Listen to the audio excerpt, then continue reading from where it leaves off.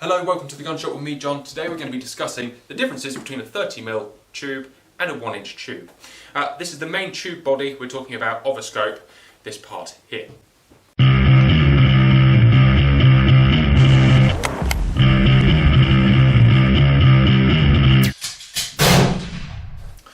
So, let's start with the main advantages of a 30mm scope. Actually, let's talk about a little bit of history first, because that makes some sense.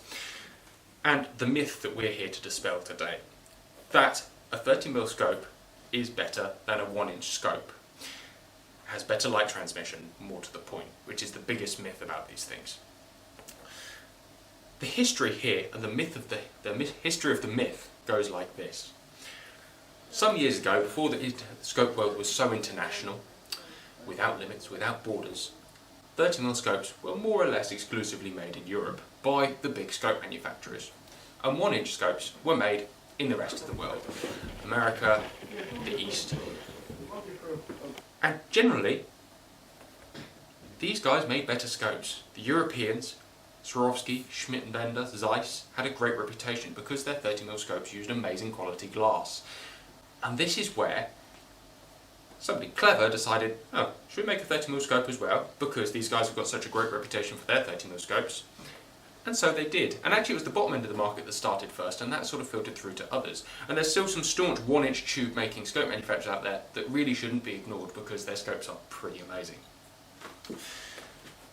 And as such, over time there has developed a thing of saying that why would you own a 1-inch tube when you can own a 30mm? Because a 30mm is better for light transmission, and that's what most people care about when buying a scope.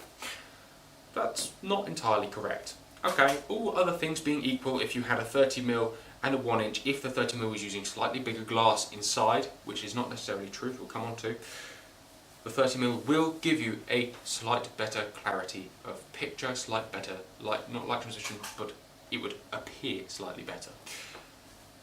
Appear favourable. But probably not to your eye. You're going to have to be staring at that thing in the perfectly wrong light conditions to try and to see your advantages. Alright? So, that being the case, what are the advantages and disadvantages of both? The 30mm scope is heavier. That is a disadvantage, I think, unless you're shooting with a target rifle, in which case it could be seen as an advantage. It's just different. The 1-inch scope is lighter, so on weight this is heavier, this is lighter. Strength of build, not necessarily the case, but for the majority of the time the 30mm will be stronger. The tube will be slightly thicker, which is where the weight comes from. More to the point, the construction will be slightly, not better, but more heavyweight, different threads, different stuff, because they can fit the same lenses from this inside this, and a lot of people do. That allows you, actually, inside your larger internal diameter,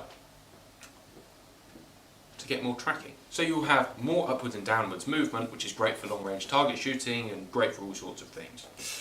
On this, you don't have that advantage.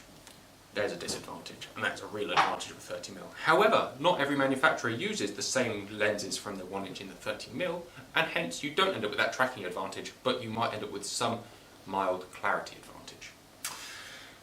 Alright, apart from that, there is not that much difference, in all honesty. It's a personal preference thing. My advice to you, if you're talking about spending an amount of money and there's 1-inch scopes of better quality, I would rather own a better quality of glass, and glass quality overrides the tube size 100-fold, 1,000-fold. I'd rather own a better quality 1-inch tube scope than a cheap 30mm scope. And there's a lot of people out there that will go and buy a cheap 30mm scope because it looks big and exciting, has got all the spec of what the good big boy scopes have, and ignore perhaps a smaller tube size with better glass quality. When actually it makes 0 to no % difference to your eye. Anyway, many thanks for watching, take care, goodbye. One last footnote is 30mm tubes do look cooler, and I'm with you on that. And you know, the big mount, and big, say, get some nice big tier 1 mounts on there with the triple strap, they look wicked. Nobody can deny that. So there is advantages perhaps in kudos and cool looking, they look better. But then if you're going for a small objective diameter and better glass quality, I think the 1-inch looks sleeker. So it's horses for courses. Take care guys, thank you very much for watching again. See you soon.